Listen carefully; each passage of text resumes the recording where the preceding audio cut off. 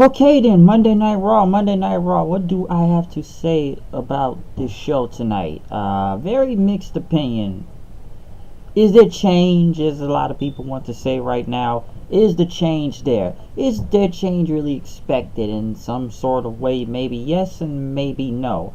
But I feel like there was a lot of drastic changes tonight due to, I would say, another wrestling promotion in the news right now. But what do we do with Monday Night Raw tonight? Because this was a very, very, very mixed show, if you ask me. And it looked like they had to change a lot of things. Because let's get the elephant out of the room right now. Because, we kicked off the show with Vince showing up in the limo. And we go to Braun Strowman, who is in the ring cutting a promo saying he's healed up, he's 100%. He is medically cleared to face Brock Lesnar at, the Royal Rumble, and he got it loud, get these hands chants, and, he talked about Brock or Beastie Boy is afraid of him, and, he didn't even say Crown Jewel, he said World Cup. He says, I'm going to do what I did to you, and, the World Cup, which it wasn't called that. Then he talked about Brock was ducking in from Money in the Bank, which Brock was barely even there, and talked about Hell in a Cell thing. They didn't really bring up Roman Reigns was involved in it, but, he said that. But as he kept talking, Corbin came out saying, he doesn't really have power anymore. And pretty much Strowman says, yeah, you got fired, alright? You got fired, chant. And Corbin kept talking about Strowman can't beat Lesnar, and that you will never main event WrestleMania. And then next, we had one of these chase things, which I feel like we've seen too many times with Strowman. He's chasing Corbin to the back. He's looking for him. He throws one of the Singh brothers over one of the catering tables, like throwing guys around. And then this was kind of funny to me. I thought this was kind of funny and cool at the same time. He's chasing him, and they go to Elias, who's just casually sitting there, singing a song, telling where Corbin's hiding in the limo. Strowman goes to the limo, pulls the limo driver out, and it was Vince's limo, but he threw the driver outside, he kicked the mirror, and then, he start breaking the window with a pipe then. And, once he pulled the door out and Corbin ran off. And then next, Vince looks at him and, Strowman is just all, he just looks like, oh no, I screwed up type of thing.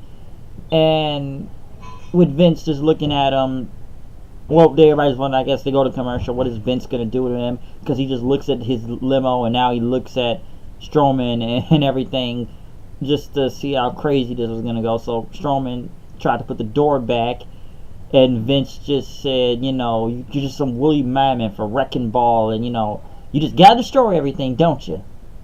And look what you've done to my car. And he says, this is going to cost you $100,000. Strowman just says the car's a piece of crap, it's not even worth $100,000. And Vince says, oh, you want to play that well, huh? You want to raise your voice to me? Okay. You get no match with Brock Lesnar. You're out of here. And they do, once again, one of these crazy Strowman, his, I got to destroy something really big, which, to be honest, they've done these chases and destroy Strowman with so many times. I don't think the crowd actually care. Because what was this, in Memphis, right? Memphis, and I'm gonna get to this crowd tonight because this crowd was dead through a lot of these segments and matches. Even I'm wondering where was the energy in these people tonight. But maybe because they seen Strowman pick up a car, a truck, an ambulance, or some insane thing with several crazy camera angles. I'm sure Kevin Dunn did, so he could lift the limo over. And now he's out of the match, right? And at one point, so this is what has me thinking now. Either Strowman is still hurt, because now he could find a way back into the championship by next week, but with him out of the match, it's either A, he's still hurt, or maybe after that god-awful promo last week, maybe they all thought in the back saying, you know what, this isn't a good idea, let's not do this match. Because, come on, Lesnar killed him last time. That promo did him no favors last week. He's not ready for the championship. That pretty much proved last week he is not ready. And I've already been hearing reports that WWE is really kind of start turning another note on Strowman. They don't care anymore. He's not ready. Because He's either still hurting, maybe he can make it back in. But I really believe the second idea is like they thought last week that promo was so horrible. He's not ready for the championship. He's got to wait. He wasn't. I don't think he was ever ready to begin with. I don't think the match would have been good at the Rumble. And I don't think Strowman was ever going to win a championship to begin with. I never believed he was going to win a championship, even before the whole promo thing. But after that promo last week, I think that just made up their minds. And they were like, you know what? We're going with a different direction. This ain't working. And like I said, they've creatively killed this guy. Let me point that out. They really have. Strowman, they have creatively killed him for a very long time. This made it worse. He's almost like the guy was just too damaged to deal with. And now, like I said, I believe he may be medically clear unless they do some crazy thing next week and they get him in the championship match. But right now, I really do believe they took him out because of that. Next, Ronda Rousey and Sasha Banks went against Nia Jax and Tamina. There's not much to say about this tag team match, really. Nia Jax is just horrible in the ring. We can go on all day, but dude, it's just like, dude, both of them came out, they got no reaction.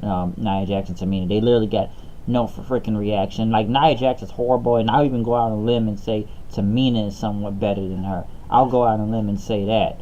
But Sasha got the bank statement on Tamina.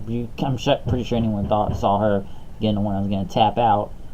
And pretty much they Tri Cruiser interviewed both of them, and they asked about you guys worked as a team tonight, but you know, they said they had respect for each other and everything, and Rousey was going to do everything she would do to make Sasha tap, but Sasha was like, whoa, what do you mean make me tap out now? Hold on, I can tap people out too, okay?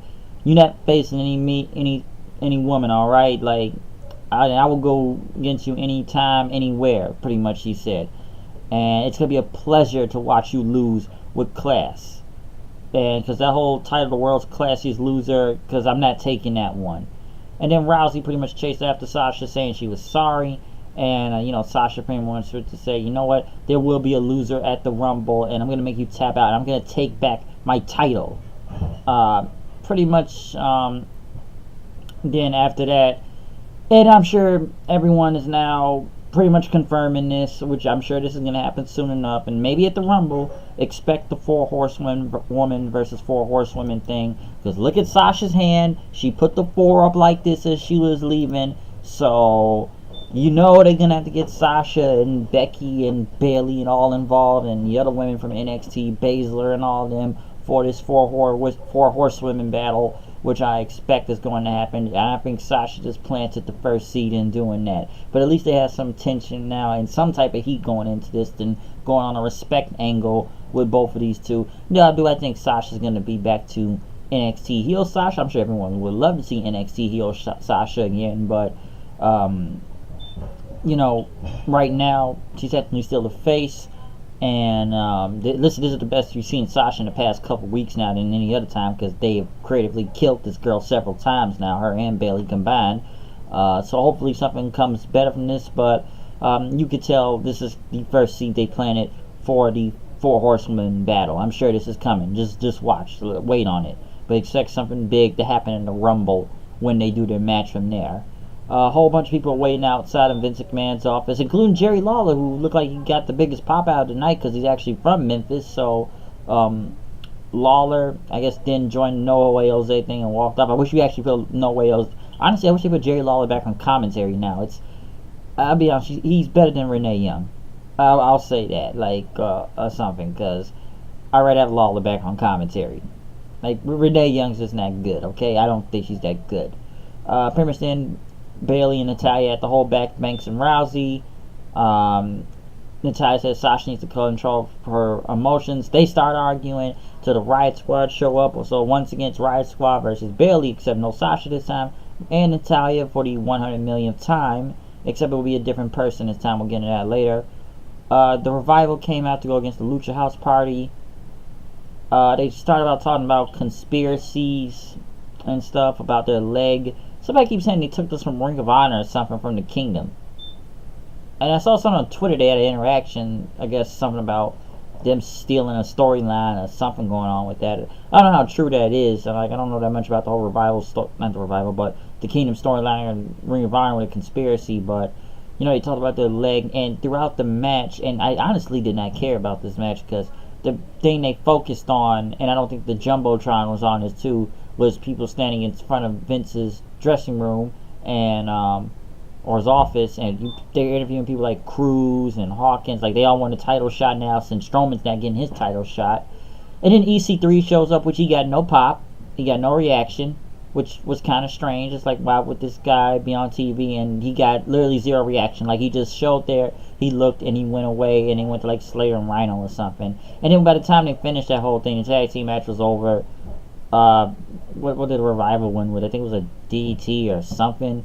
And one of their legs on the foot, on the ring side, and then they pushed the foot right back down.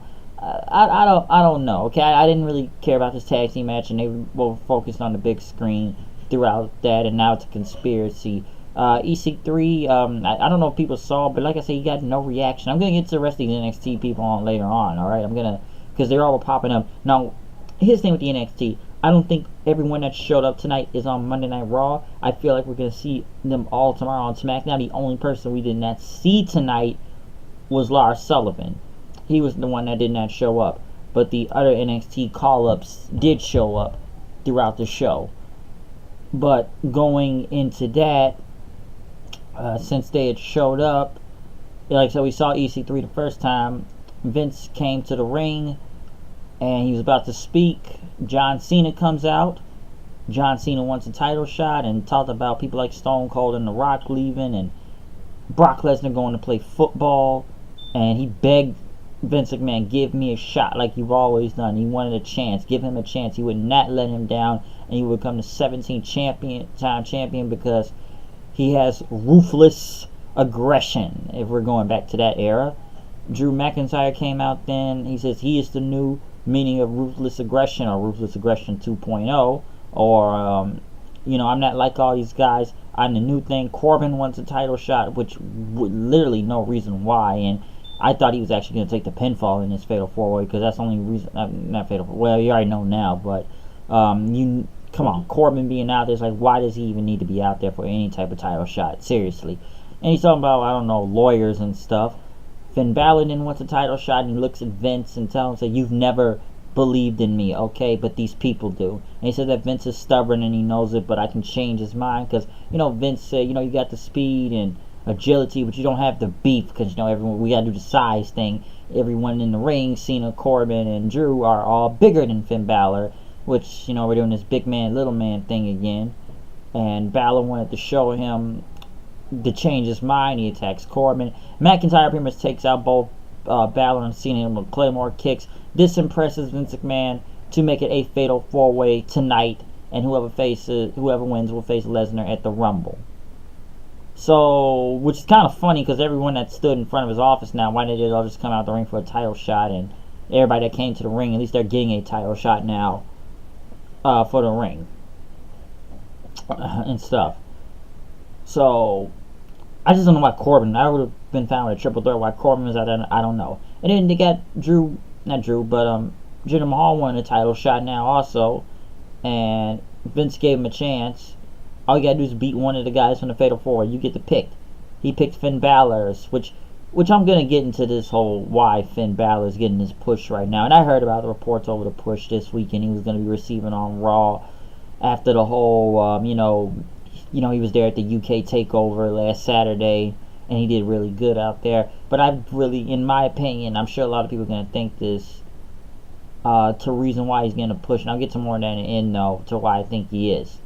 Bayley, Natalya, and a mystery partner were going against the Riot Squad, which was Nikki Cross. She had a good reaction. She didn't get a mega pop. There was a little small NXT chant. Once again, this crowd was pretty dead out here in Memphis, so there wasn't a big reaction to her being out there, really.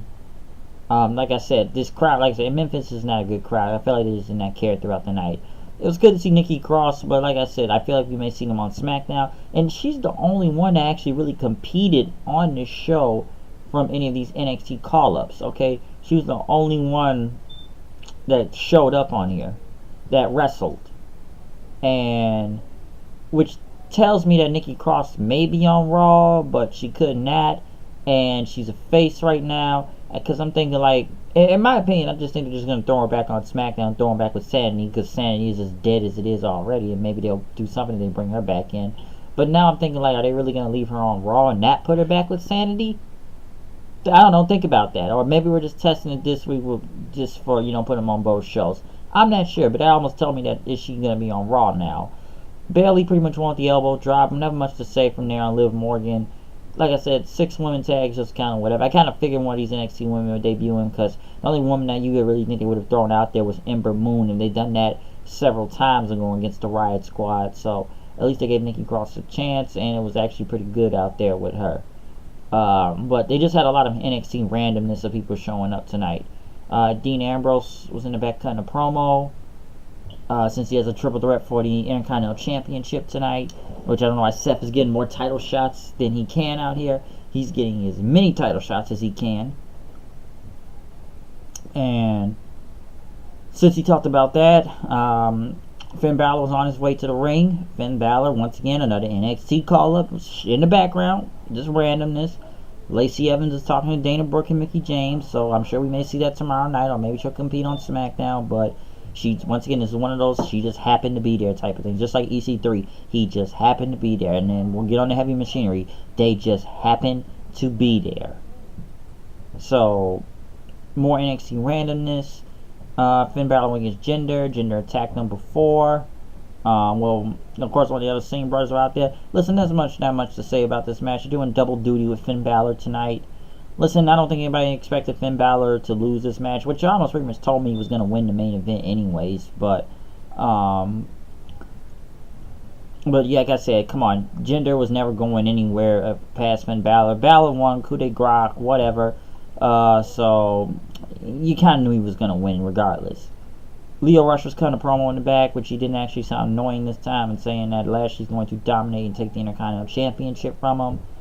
They interviewed Seth in the back later on to ask him about if this is his last chance of becoming the Intercontinental Champion, even though he got a title shot last week for just beating Ambrose in a 6-man tag and slapping the coffee out of Triple H's hand. And he talked about Ambrose attacking on the night when Roman Reigns announced his leukemia battle and everything. He'll never forgive Ambrose.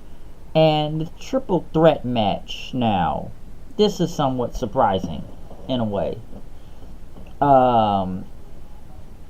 This is surprising, and I'm sure this is another reason, I'm gonna get to the reason with Finn Balor also of why this match went on.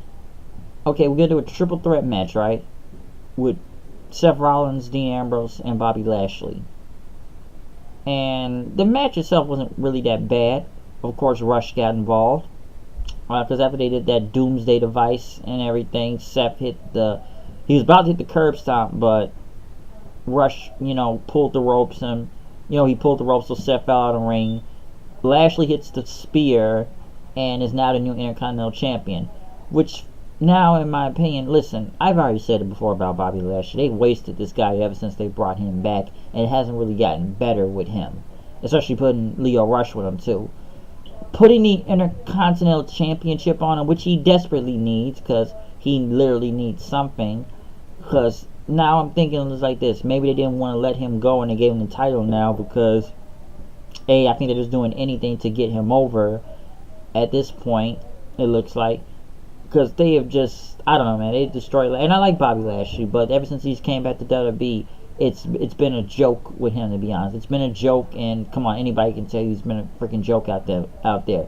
Him win the championship now, I don't know if it's going to do any better, because I don't think the guy gets really any of a big reaction when he actually comes out there, no matter how hard they guess they're trying to get him over, but they're not really trying at the same time also. Yeah, a long time ago do that, but like I said, you put him in stupid segments when he got here, and he got fit the Roman, and, now him win the Intercontinental title. I hope this goes somewhere for him. Something. I don't know what. I have no where this is gonna go. If this can work. If it can work, I don't know. But we shall see if something good comes from this. But right now, a lot of people look at this as a bad move. And Ambrose wasn't doing no better as a champion also, okay? I don't even know where Dean Ambrose goes on after this. Does he continue to fight Seth Rollins? Does Seth Rollins, I'm assuming, go for the Universal title, which everyone keeps talking about, against Lesnar and Mania if he wins the Rumble. Because right now, Dean Ambrose, I don't know where he goes, because he didn't really, I know he didn't have the title for that long anyways, but most of it was just fighting Seth most of the time, and that was pretty much it. And maybe they just feel like Dean wasn't over it. Maybe that may be the thing. Was Dean really over when he was the champion? Because they really, like, his heel turn started off great, but they pretty much kind of screwed it up now, currently, to where we are right now. Listen, it was already weird enough when you made him look like Bane from, the Dark Knight Rises coming out. Now it just kind of like he just came in germaphobe and just talking about what city stinks and what is that. So I don't even know where Dean Ambrose goes on from here, okay? I don't know what's gonna go on with that. So in a way, I find it strange that Lashley won the Intercontinental title, and like I said, he needs it in a way to get over, I guess. But I don't even know what they do with Lashley or whoever his next opponent will be. But I see a lot of people just saying, I've been just looking at Twitter earlier tonight, and they just said it was a horrible garbage move to even put the title on him. One segment that didn't make sense was this, which was weird, this Alexa Bliss locker room thing, which I don't know what they were trying to do. Listen, this isn't the Attitude Era. This isn't even the early 2000s, okay? If this was those type of eras, the crowd probably would have went ballistic for a segment like this, especially in the Attitude Era. But what do they do? They have this guy that's supposed to be bringing coffee with her, which his way a lot of the segment doesn't make sense. He knocks the door up several times and even said he was coming in when she didn't answer. And then I guess she's topless and she's trying to hold her shirt up and saying, "What are you doing over here?" And she just looks at him and he leaves the coffee there. I don't know what they were trying to do. No one reacted. Maybe they were trying to act like fans are actually going to react. Says, "Oh, it's some Attitude Era stuff, Oh, her shirt's down. Her shirt's down." And it literally generated nothing. It generated no type of reaction or heat. And even when you look at Cole and Graves right after, you could see Corey Graves just put his hand on Michael Cole like this. Maybe they thought that segment was horrible too. Listen, it's not gonna work, okay? It didn't work. Maybe, like I said, if it was the Attitude Era, the early 2000s, and the Ruthless Aggression Era, a segment like that, people would have been excited to see. Alright? But her just showing up, I guess, half dressed, just did not work. And even people like, what is she even staring at? Like, the guy knocked, he said he was coming in, and you just act, and you're literally right by the door too. You were right at the door when he knocked and told you he was coming in. So something, I don't know what they were trying to reaction in it, but it looked stupid in a way. It just looked bad. And in this era, people, they wouldn't even know what to do in this era, especially with the casual fans out there in the crowd. And like I said, the crowd sucked tonight, so they did not react. And then Alexa Bliss comes out for her show, which is another thing, who cares? She talked about the women's tag team titles. Now, okay, number one, the titles look good. The white and everything, and like the gold round plate to it.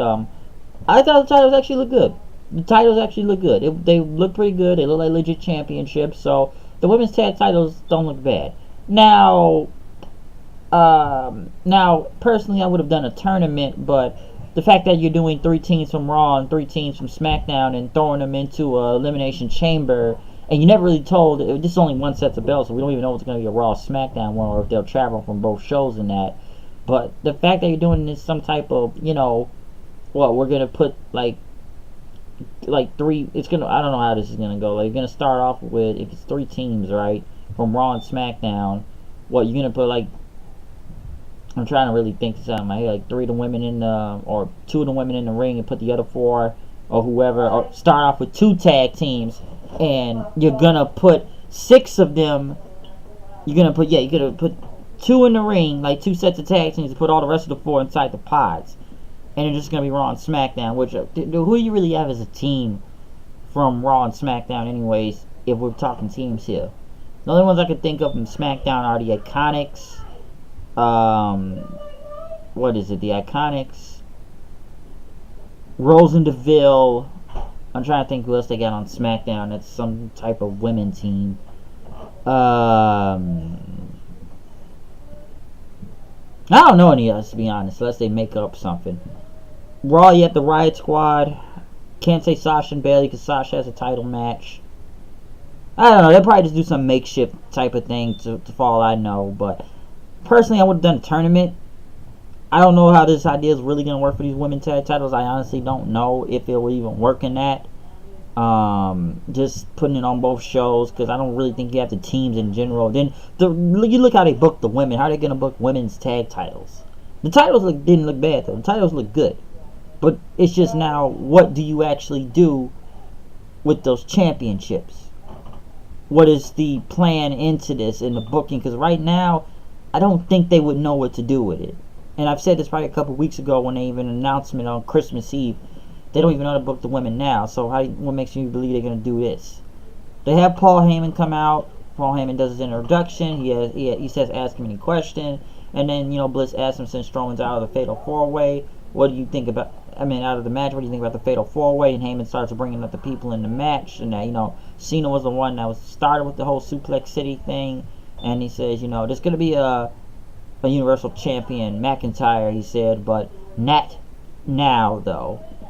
And he talked about Corbin, since he's, not the most popular guy. And the next thing you know, which I know this is a bad way of kind of introducing these guys. I'm sure a lot of people didn't like it. And then you look at the crowd reaction; they look like they did not know who these guys were. But I thought this was pretty funny, and I kind of really did laugh out loud at this when they had Otis Dosvick from Heavy Machinery show up behind, and he starts making all these noises and stuff, and Tucker Knight has to pretty much take him to the back. So this isn't Otis' time, and all these agents and stuff gotta come out. He's like making noises, and he's just pretty lady,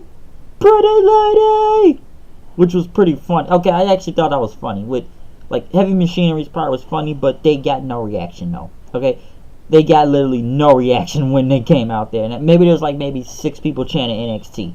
You're like a small, faint NXT chant. But after that, no one did not know who these guys were. But I actually thought it was funny when they showed up behind them. Not the best way of doing it. I'm sure a lot of people aren't going to like that. And it was a bad way of introducing them. But I actually thought, this was pretty hilarious when he was just yelling and making noises. And the pretty lady thing I thought was kind of hilarious. Where they didn't go to the Fatal 4-Way then. Cena, McIntyre, Finn, and Corbin. I kind of figured who was going to win this. I didn't really think Cena was going to take the pin here. Fatal 4-Way wasn't bad, but Balor hit the coup de grace on John Cena. John Cena then pretty much got on the mic and he says, you said Vince didn't care about you and the fans to believe in you and stuff. You just proved it. And it's almost like Cena had to give him the rub right here. Hold his hand up and that, he said, I believe in you now. So he's going to go to the Royal Rumble. Now, Finn Balor's push, this is where it comes out of nowhere for me in a way. Because it's like, hey, you haven't done enough with Finn Balor in almost like the past 2 years now and stuff. Even though he was the first Universal Champion, but you've had this guy job out to so many people. Like, dude, he couldn't even get the Intercontinental title at one point. So he's not going to win the Universal title against Brock. Now, some people do believe, and this may be kind of true, the only reason why they are pushing Finn Balor all the way to the top of the moon, because you had the guy work double duty. You wanted to make this big story about him. He's got to overcome all the odds, even wrestling 2 times in tonight and having the most word time with Vince, because they believe, that they gave you all the clues he was going to win. But some people really believe he's not going to win. He's not going to win, but here's the reason why he's getting this push, because of the whole all elite wrestling thing. And that may be kind of true right now, because they said WWE is really worried about a lot of these guys right now. And I've said it before, you look at Almas at 1 week, what happened with Almas? He complained about his position last week. What are they doing now? They start pushing the guy, okay? Why do you think they had him win that match on SmackDown last Tuesday, huh? Because he started complaining last week. So they know that all elite wrestling is around, and Vince and them are nervous as ever because they don't know who they'll take. And I think they'll worry, like, all the people that aren't getting pushed or complaining or something, or the people you don't usually push and leave them in the dust, you want to push them now, because you know if you let them go, they'll go over there and they'll be treated way better than they are than the WWE. And that's why I feel like they want to push Finn Balor, skyrocket him now to the Royal Rumble. Okay? Well, he's going to have to be the demon when he comes out. He's not winning the championship. Okay? Listen, this is a better idea of a match than Strowman, unless Strowman comes back next week and somehow ends up in some type of title shot or something, or whatever he does. But right now, with Finn Balor versus Brock Lesnar, and I'm sure people are going to complain right now because of the size difference. Like, and people, I've had talks with my neighbor and other people before. They said, Brock Lesnar could throw Finn Balor all the way into the crowd, but they could almost do this like they did with not Finn Balor, but Brock Lesnar and Daniel Bryan. That turned out to be a really good match then, the old big versus little thing. But will this work with Finn Balor though? I don't know. But I really believe the only reason why he's getting a push because they don't want Finn Balor to leave or really complain that much. So that's why we want to push him so fast to the moon, even though they have pretty much made this guy look bad for the past year or two, really, and just jobbed the people and looked like he was nowhere near the title. But now just one night he just gets into a fatal 4-way, and this is just because and you can like I said, you can go all the way back to the whole UK takeover thing too, with him winning the match there, with him just complaining and everything. And I'm not sure he complained in the back, but not complained, but with him winning the match at takeover, it's like, and then the reports about, oh, he's getting a push and everything, because they don't want him to leave. I do believe that when some people say it and bring up they don't want to go all elite wrestling, and I believe it. They don't. So it's like, we'll just pay you crap more, because they done it for these guys. We'll pay you a crap load of money, but as long as you don't go over there and you stay here, we won't use you on TV. But they try to pull it out with the Young Bucks and all them, but they were never gonna go for it. We'll pay you all this money, but we won't use you on TV. What does that tell you right there? So, like I said, and don't get me wrong, it's about time Finn Balor deserves some type of push. Okay, he really deserves it, because like I said, they wasted this guy for over a year or two. But the way they've done it, where the guy has done nothing, and now you just kind of he just kind of comes out of nowhere, expect me to believe that he's going to beat Brock Lesnar at the Royal Rumble. Because the minute how they did the thing with Vince and then put him against Jinder, I figured he was going to win. And then with additional, you have to have John Cena give you the rub to it to actually, make the crowd believe he's actually going to win the title and give him a rub. Then, okay, I see where they're going with that. But do I think he's going to win the championship? Not really. I honestly believe he's not. I don't think he will win the championship. I don't see it happening at the Rumble. I'd be surprised, but it's not going to happen, no. I'm actually surprised John Cena and Drew McIntyre didn't win this thing. But, like I said before, they want to push Finn Balor now because they don't want him to leave. Why do you think they just skyrocket him, especially right after NXT TakeOver UK? So now they want to go somewhere, and they probably may drop him by the end of the month, and he'll go back to being just Finn Balor. He'll show up at the Demon at Royal Rumble. He has to show up at the Demon, okay? But I don't really think he's going to win, and the go-home show is next week. As for Braun Strowman, like I said earlier, maybe he gets a title shot next week if he finds his way back in. But I don't even know where he goes from him here right now, because I don't really believe he's hurt. He didn't look hurt unless he really is. But I just think after that garbage promo last week, they don't believe in him to be the champion. I don't think a lot of people did, and that promo pretty much set itself on its own story that this guy is not ready to become the champion yet. Okay, as for the rest of the show, it's good and bad. Bobby Lashley won the Intercontinental title. I'm a little both ways on that. I'm glad they're doing something with Lashley, but it's like, is this really going to work, though? Let's all think about this. Will this work? The tag team belts look really good. I will say that. The unveil of the new women's tag championships, they look good. But I just don't know where they're going to go on from with that, with the booking. The random NXT guy showing up, and even though Nikki Cross, the only one actually have a match, was good, but I just said they were just randomly showing up. And Otis was pretty funny too, but just EC3 standing there and Lacey Evans standing there. What do I think they're going to do? They're going to do the same thing on SmackDown tomorrow night, and one of them will have a match? Maybe. I don't know, but we'll see. Like I said, Strowman, I already said my thing on his segment and stuff with flipping cars, same old kind of thing, which I think the fans are just now too smart to even react to this. Sasha and Ronda having some tension was pretty good, but since the first seed for the 4 Horsewomen Championship, the Revival, whatever the conspiracy thing is, I didn't care because they had a whole pre-tape thing with the guys in the back talking, so I honestly didn't even care about what was going on with this whole controversial screwy thing, a screw job, or whatever they're talking about. Try to see if there's anything else on the show. I pretty much named anything. The Alexa Bliss, whatever that segment with the thing was, just, I don't know where they were going with that, but it just looked bad and just weird at the same time. So I don't know where they were going with that. Nikki Cross had a pretty good debut out there with her match in the 6-woman tag. Seen the 6-woman tag too many times, but she looked good out there. I'll give it that. But like I said, Monday Night Raw, like I said, it was a little bit both ways on this one. There are a lot that sucked, but then there was some good coming out of this here and there, but just a lot of questions into why I do believe that the reason why some of these guys are getting these pushes because they don't want them to leave or go anywhere else, or maybe they believe in these guys, but I do believe they just don't want them to leave or go anywhere to any other company, if you ask me, like All Elite Wrestling right now, especially with Finn Balor. Lashley, I have no clue, alright? Even I didn't even think Lashley was going to win, but hopefully this goes somewhere for him because they've just ruined that guy ever since they brought him back also when they had a chance to do him and Brock. But that's my Monday Night Raw review tonight. I'm out of here. I'll see you guys later. Peace out. Comment, subscribe. Tell me what you actually thought about Monday Night Raw. Check out my Impact Wrestling review. Check out my NXT UK TakeOver Blackpool review also. I'm still trying to do using different formats into recording and everything right now. So, yeah.